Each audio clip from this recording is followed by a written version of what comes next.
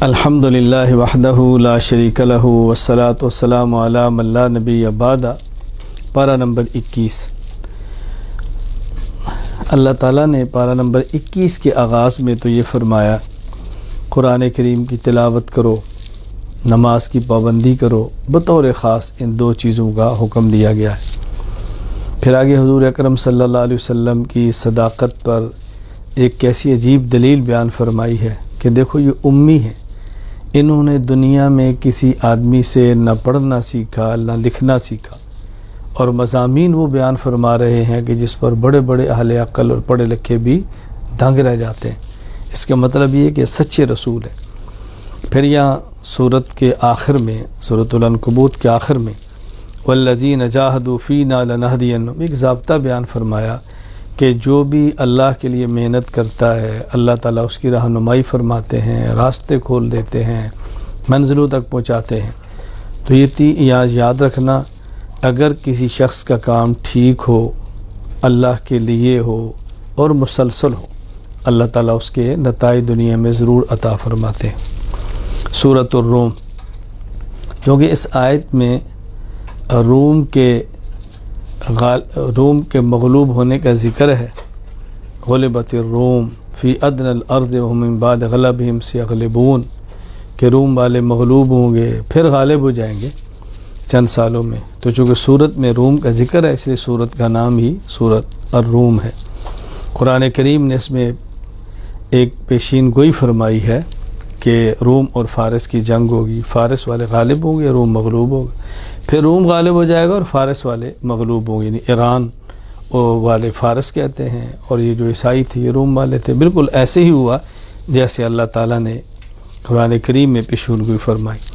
پھر اللہ تعالیٰ نے اپنے خالق ہونے کے عظمت کے دلائل بیان فرمائے ہیں، اور یہ بار بار اس کا ذکر ہوتا ہے قرآن کریم میں۔ اللہ تعالیٰ دلائل بیان فرماتے ہیں اور سمجھا کر اللہ تعالیٰ بار بار بیان فرماتے۔ دیکھو اللہ تعالیٰ نے تم میں سے عورتیں پیدا کی ہیں، تم میں سے سکون حاصل کرتے ہو، تمہارے درمیان محبت پیدا کی ہے، تمہارے درمیان شفقت پیدا کی ہے۔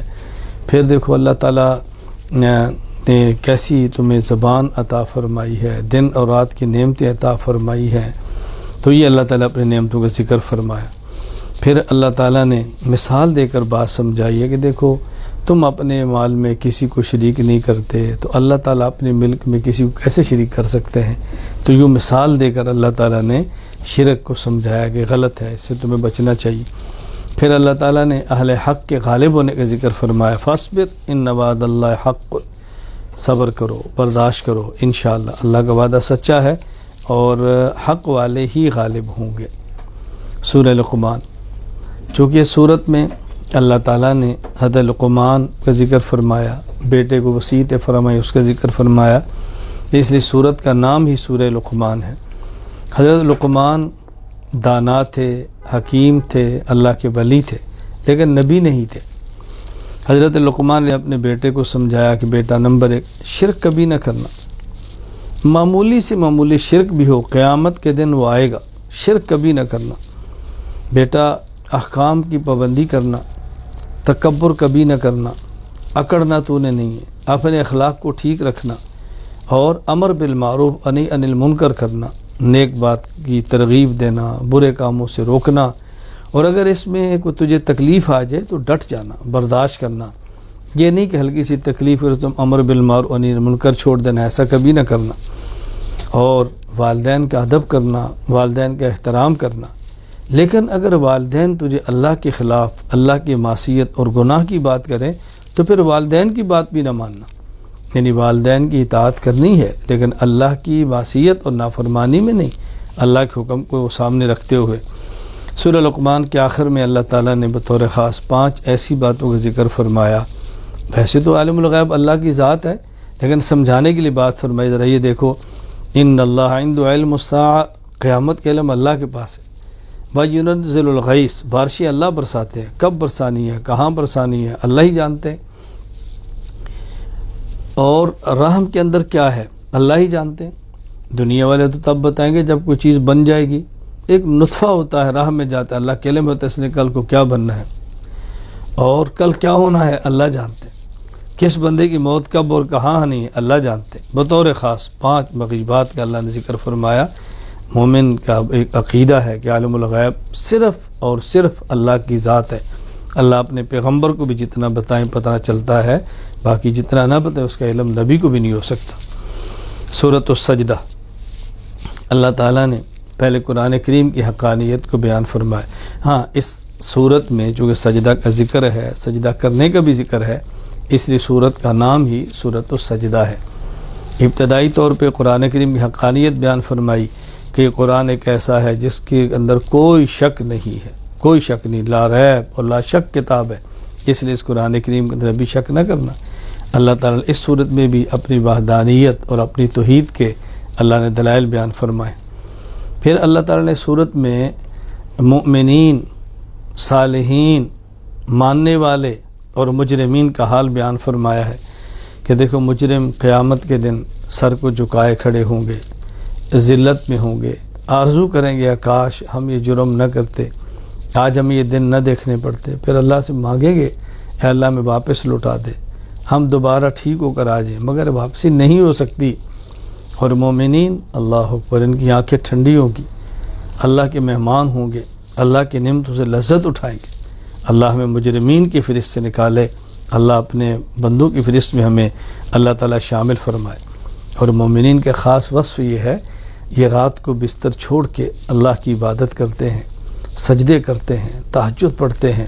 مومن کی شان بیان کی ہے۔ اللہ تعالیٰ ہمیں ایمان والوں کی صفات عطا فرمائے، مجرمین کی گندی صفات سے محفوظ رکھے۔ سورۃ الاحزاب، احزاب حزب کے جمع احزاب کہتے ہیں لشکروں کو، چونکہ آگے غزوہ احزاب کا ذکر ہے کہ وہ غزوہ خندق جس میں مشرکین سارے گروہ اکٹھے کر کے لائے تھے اسلام اور مسلمانوں کو مٹانے کے لیے، لیکن اللہ نے اسلام کو بھی فتح دی، مسلمانوں کو فتح دی۔ تو چونکہ احزاب کا ذکر ہے اس لیے اس صورت کا نام ہی سورۃ الاحزاب ہے۔ یہاں ابتدائی طور پہ 2 باتیں اللہ تعالیٰ نے جو سمجھائیں ہیں وہ اچھی طرح سمجھ لیں۔ ایک تو یہ کہ ایک انسان کے دل میں 2 دل نہیں ہوتے، ایک دل ہوتا ہے، اس میں خیال 2 آتے ہیں۔ کبھی لوگ کہتے ہیں جی میرا ایک دل یہ کرتا ہے اور ایک دل یہ کرتا ہے، یوں نہیں، یوں کہ میرے دل میں ایک خیال یہ آتا ہے اور ایک خیال یہ آتا ہے۔ پھر آگے مسئلہ بیان فرمایا ہے کہ منہ بولا بیٹا، اس کو والد کے نام سے پکارو، اس کو منہ بولے بیٹے کو منہ بولے باپ کے نام سے نہ پکارو، منہ بولے بیٹے کو اصل والد کے نام سے پکارنا چاہیے، اصل والد کے نام سے لکھنا چاہیے۔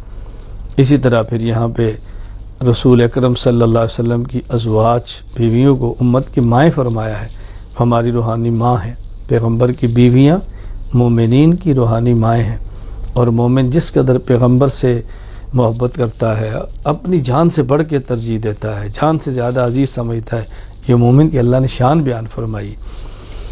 اور یہاں بس خوب بیان فرمایا کہ دیکھو اچھی طرح بات سمجھ لو، غزوہ احزاب کتنا سخت تھا، اللہ نے مدد کی ہے۔ غزوہ خندق کتنا کٹھن تھا، اللہ نے مدد فرمائی ہے۔ آج بھی اگر احوال آ جائیں تو مومن کی نظر اللہ پہ ہونی چاہیے، اللہ تعالیٰ اس کی مدد فرماتے ہیں۔ پھر آخر میں یہ بات سمجھائی ہے کہ یہ بات اچھی طرح سمجھ لیں کہ مومن کے لیے اسوہ اور نمونہ پیغمبر کی ذات ہے۔ اور سورت کے آخر میں مسئلہ بیان فرما دیا، پیغمبر کی بیویوں کو حکم دیا، دنیا چاہتی ہو تو نبی کہہ رہے تو مجھ سے الگ ہو جاؤ، دین چاہتی ہو تو دنیا مشکلات تو آئیں گی۔ پیغمبر کی بیویاں تو پھر ہمارے حضور کی بیویاں تھیں نا، ان سب نے یا رسول اللہ ہمیں تو دنیا نہیں دین چاہیے، آخرت چاہیے، ہم نے دنیا کو کیا کرنا ہے۔ اللہ تعالیٰ نے یہ ایمان والوں کی شان بیان کی ہے۔ پھر پیغمبر کی بیویاں جو مومنین کی مائیں ہیں ان کی شان بیان کی ہے۔ اللہ تعالیٰ ہم سب کو رسول اکرم صلی اللہ علیہ وسلم اسوہ نمونہ بنا کر چلنے کی اور زندگی گزارنے کی توفیق عطا فرمائے۔ پیغمبر کی بیویوں کو اپنی مائیں سمجھیں، اور ہماری ماں اور بہنوں بیٹیوں کو چاہیے بطور خاص اسوہ رسول اللہ صلی اللہ علیہ وسلم کے ازواج اور پیغمبر کی بیٹیوں کو بنائیں۔ اللہ ہمیں عمل کی توفیق عطا فرمائے۔